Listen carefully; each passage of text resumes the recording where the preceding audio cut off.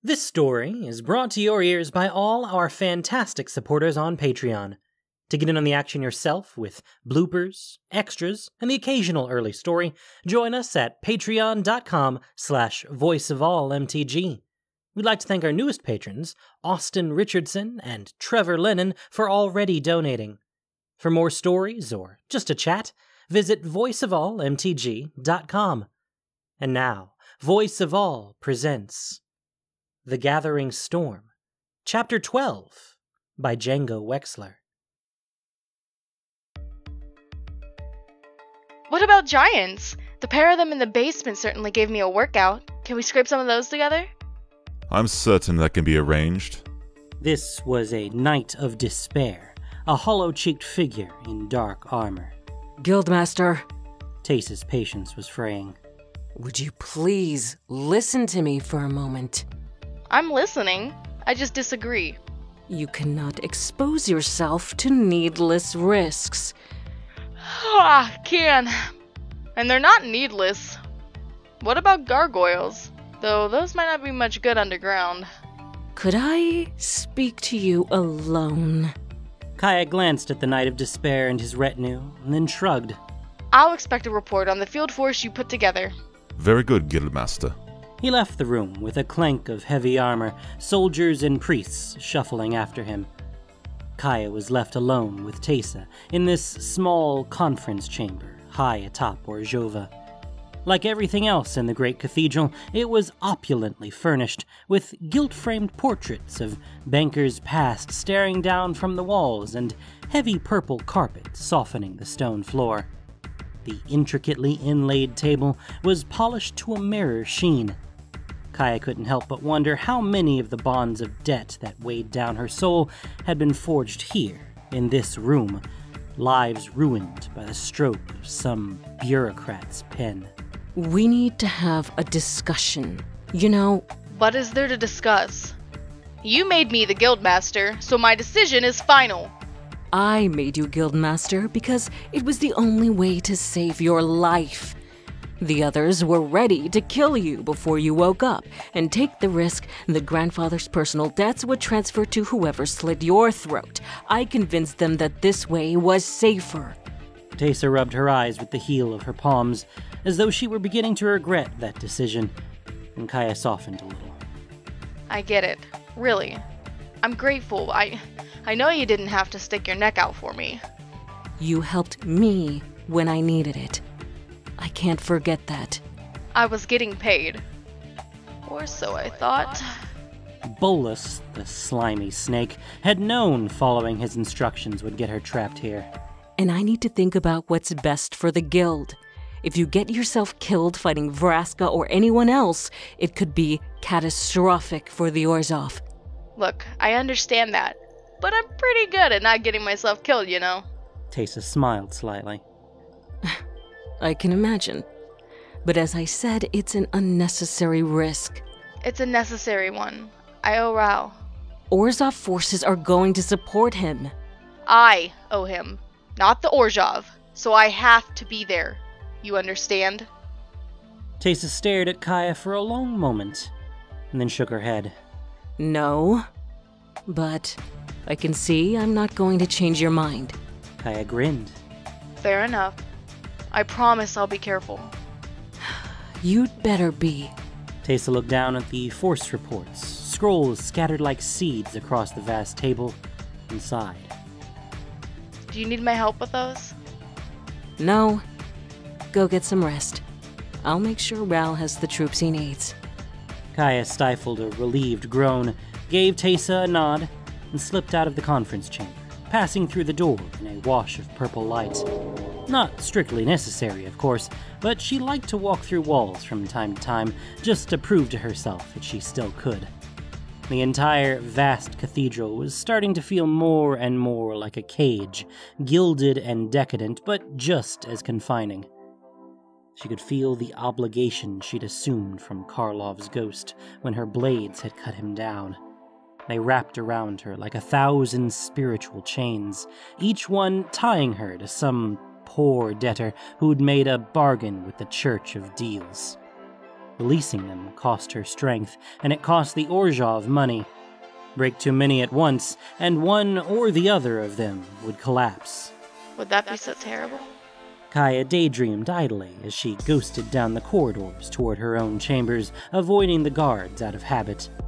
She could do it. Tear all the chains free, declare a jubilee, and cancel all the debts with a wave of her hand. The Orzhov would come crashing down, all the sumptuous gold and marble revealed to be rotten at the core. Maybe I'd be doing Ravnica a favor. Of course, she'd die in the process. Which is sort of the sticking point. It wasn't that she was afraid, exactly. But there wasn't anyone else. When Kaya had left her home, she'd vowed to sacrifice anything to fix the broken world she left behind. If I die here, everyone back home dies with me. If not now, then in 10 years or 20 as the sky rips itself apart. Plus, alright, I'm a little afraid. She walked through the door to her quarters and shook her head to banish the dark thoughts. As guildmaster, she naturally had a disgustingly opulent suite at the heart of the Orzhova. It had come with a staff of a dozen servants who were expected to live in it with her to wait on her hand and foot. Kaya had sent them away. Having people in such proximity all the time made her nervous, and so her rooms felt oddly empty, too large for their occupant. She rattled around in them like a dried pea in a pod, and mostly stuck to the colossal bedroom and its adjacent bathroom. Today, as she materialized on the other side of the door in the grand entrance hall, she startled an old woman in the robes of a palace servant who'd been standing awkwardly against a grand mirror with 2 small children by her side. The woman blinked at Kaya in shock, and one of the children, a boy of 10 or 11, squirmed free and gaped. How do you do that?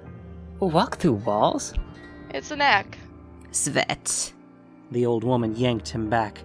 A slightly younger girl peeked at Kaya from under her arm. Both of you, show respect. This is your guild master. She bowed deeply, forcing the children to bend along with her. Thanks. Get up, please. What are you doing here? There were guards outside her quarters, though she herself had circumvented them as usual. My name is Olgaya. I don't mean to disturb you, guildmaster, but we heard... that is... Grandma says you'll forgive the debt of anyone who asks you in person. Kaya winced. Word was starting to spread then. I really shouldn't. If Teysa found out, she'd throw a fit. But there were so many debtors, and each one contributed only fractionally to the burden on Kaya's soul. Why not help them if I have the chance? It's not quite like that. How did you end up in debt to the Orzhov? I bought a necklace. Olgaya hung her head. I was young and foolish, and I thought it would turn a young man's head. It did, but... She shrugged. I have spent the last 20 years working in the laundries here, but the interest on what I owe is more than my wages, and so the debt only increases. She pulled her 2 grandchildren to her. Since their parents died, I have cared for these 2, but when they come of age, they will inherit the debt too. Please, Guildmaster, I want only a chance for a better life for them. A necklace?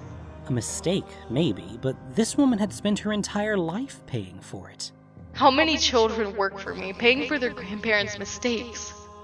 Kaya found the thread of debt that connected her to these 3, like tracing a single fine thread from a thick bundle.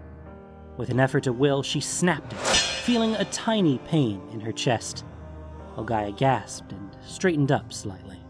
You're forgiven. Just don't tell everyone about it, alright? Olgaya bowed frantically. Of course, Guildmaster. Thank you. Thank you. Kaya waved her away, and the old woman hustled her grandchildren out the door. When they were gone, Kaya sighed heavily and wandered into the bedroom, flopping face first into the thick feather mattress on the ornate 4-poster. She weighed the chain of obligations in her mind, the golden fetters that bound her. With one jerk, so many lives would be freed. I'll accept mine. If Bolus was to be believed, only he could manage that. Kaya sat up abruptly and shook her head. She clomped across to the bathroom, where there was an enormous marble bath, complete with hot and cold running water. An unthinkable luxury on many of the worlds she'd visited. The Orzhov might be a bunch of heartless banker priests, Kaya reflected, but they certainly knew how to make a good bath.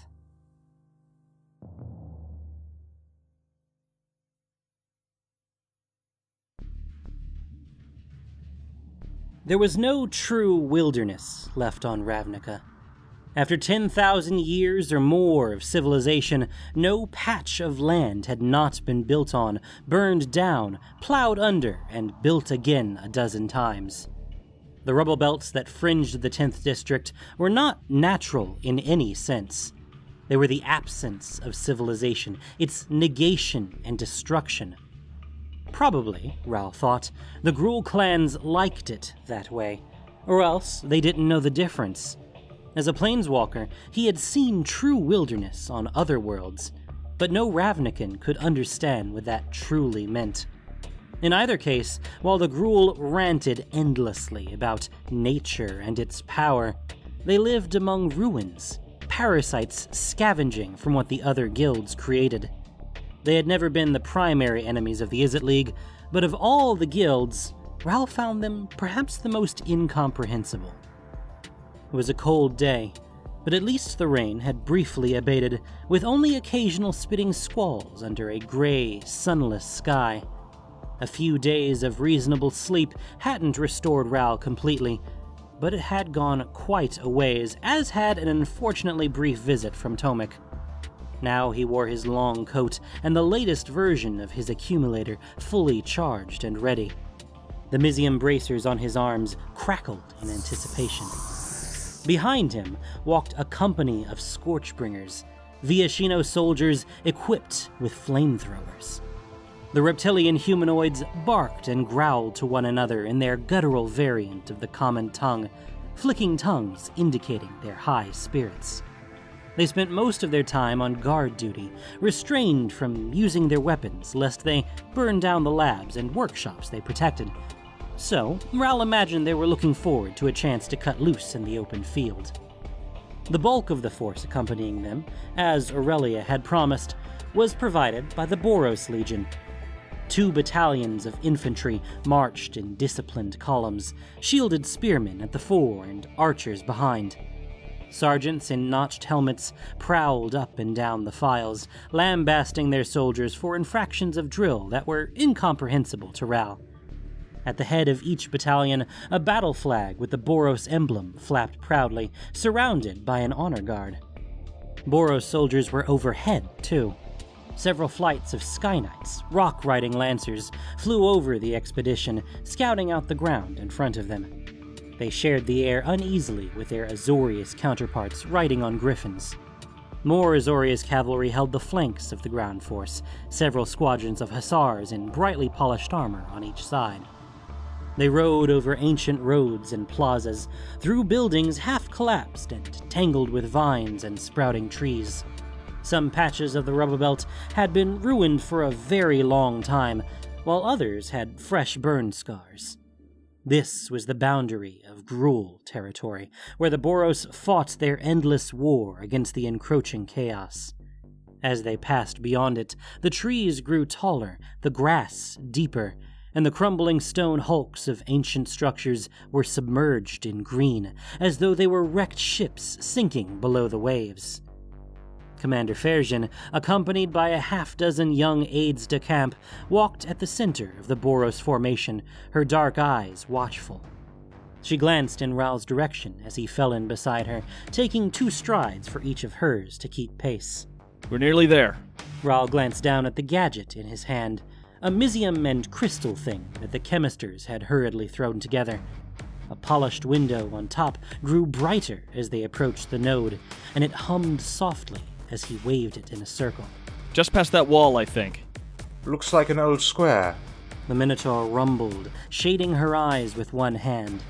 A broad open space up ahead was fronted by ruined buildings on 3 sides, including one that stood at least 4 stories high.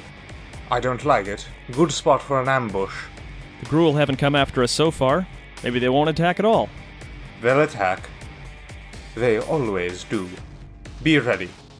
At the edge of the square, the Minotaur growled a command, and the column came to a halt. Sky Knights flew in lazy circles overhead, while the cavalry waited, horses giving the occasional soft snort. Raoul and Ferjin slipped forward through the ranks to the front of the formation. Ahead of them in the center of the square, a single figure was waiting. Do you recognize him? Raoul shook his head, wishing for a moment Lavinia was there. She's the one who knows everything about everyone. He pretty clearly wants to talk. So let's talk. The Minotaur rolled her eyes, but said nothing as Raoul strode out to meet the lone stranger. He was a young man, clearly of the Gruul clans, heavily tattooed with scraps of hide armor and a stiffened ridge of dark hair. He carried a pair of hand axes at his belt and rested his palms on them while he waited for his visitors to approach, giving them an insolent smile. Lot of nerve, you lot have. Lot of nerve coming here. You have some nerve yourself meeting us on your own. Raoul looked the youth up and down. I'm Raoul Zarek of the Izzet League. I'm Domri Raid, yeah? Of the Gruul clans. His lips split in a cruel smile. Headman of all the Gruul clans.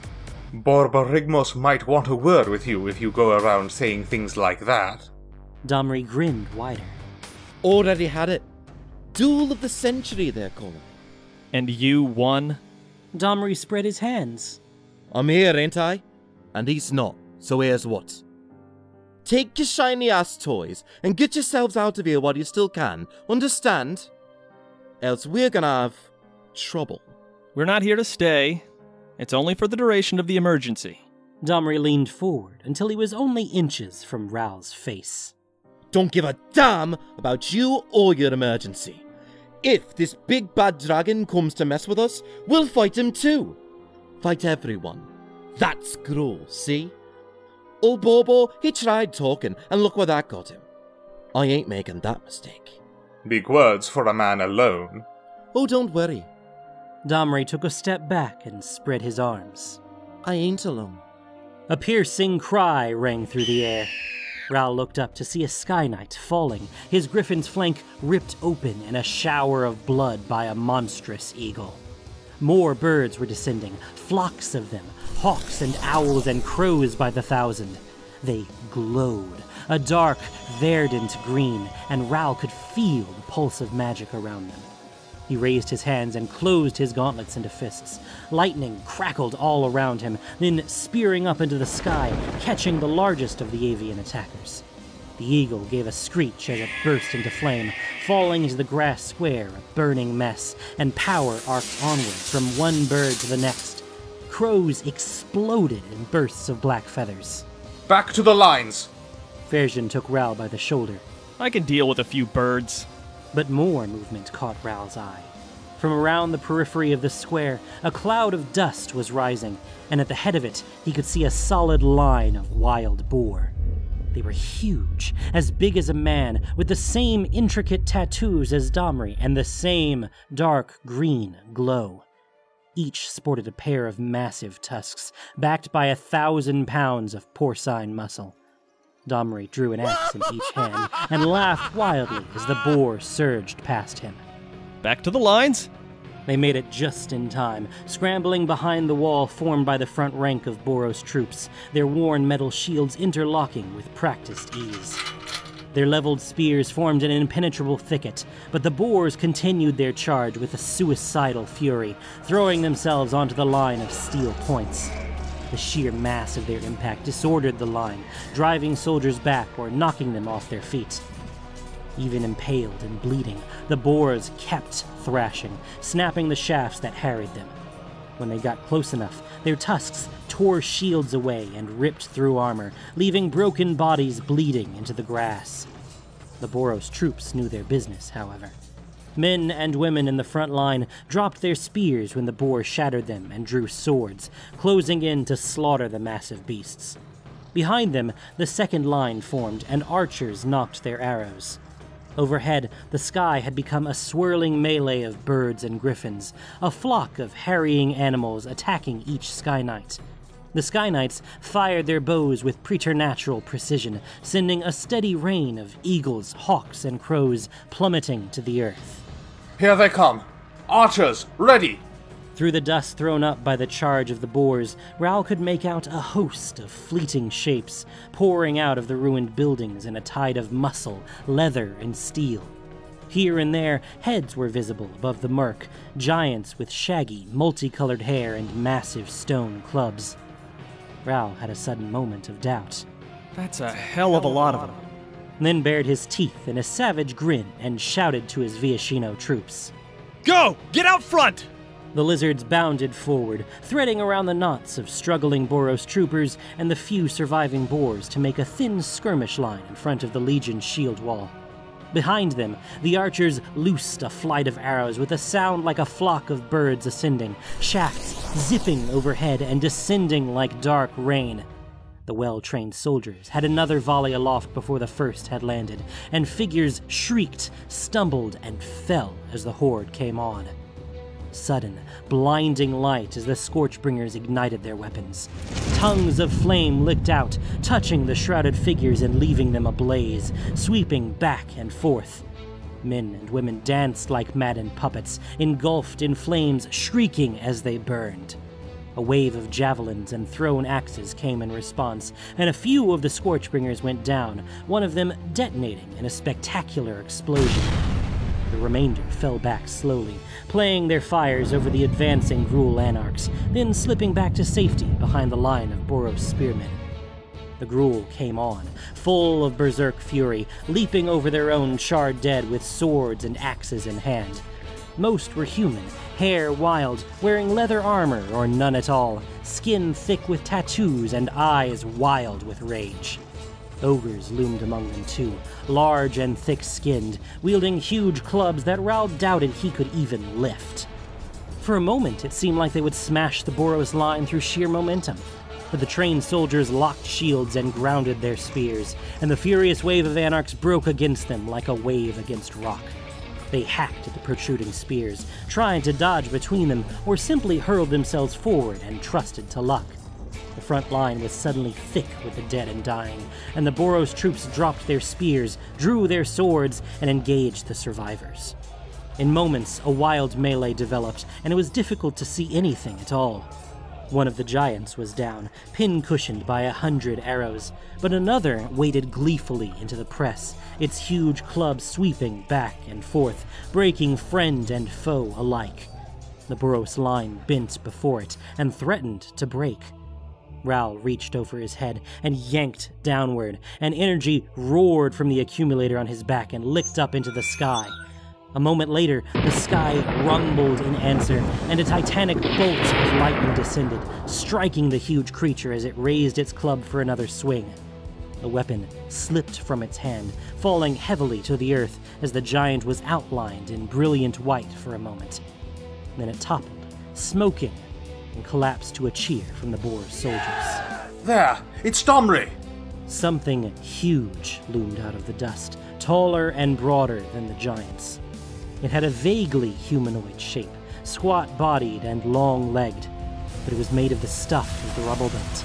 Vines, trees, chunks of rock, ancient columns and statues, all pressed together and grinding against one another to make a continual roar. Arrows slammed into it to little effect, and it swept one hand through a squad of Boros soldiers and left them scattered and broken on the turf. On the massive thing's shoulder rode Domri, an axe in each hand, laughing gleefully at the carnage below. Scorchbringers! Kill that thing!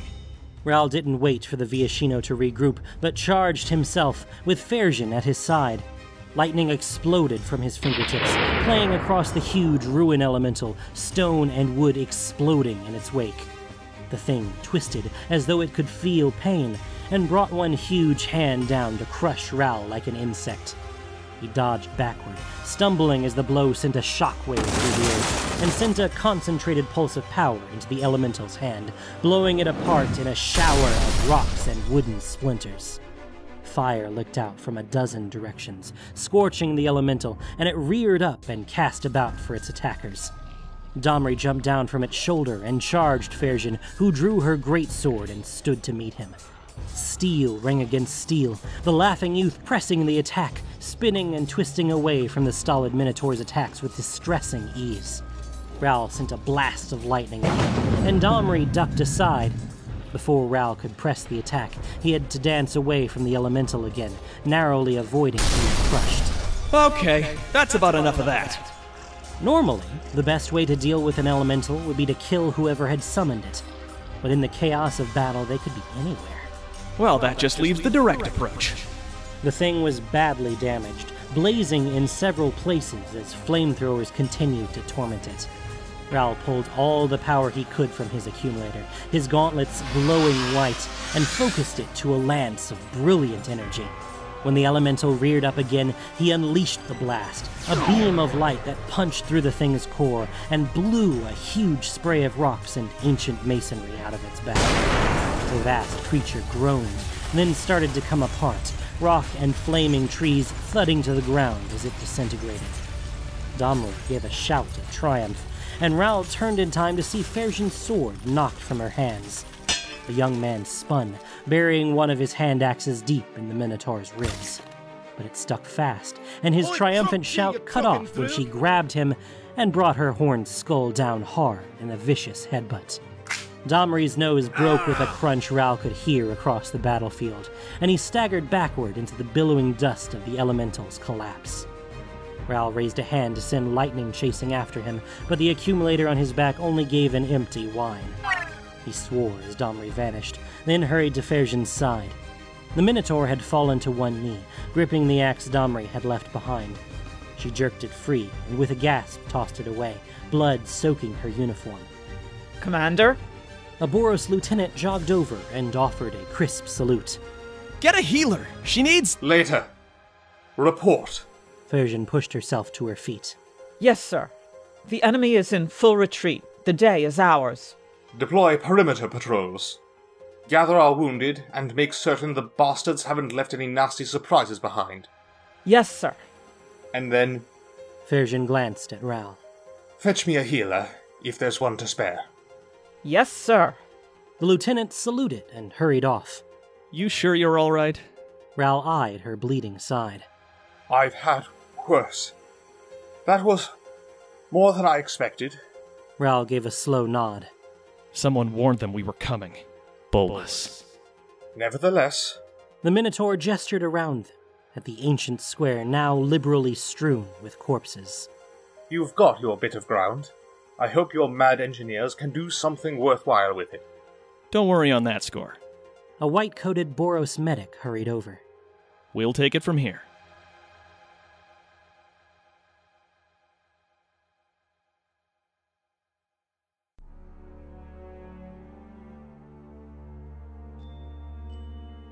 Thank you for listening to this production of Voice of All.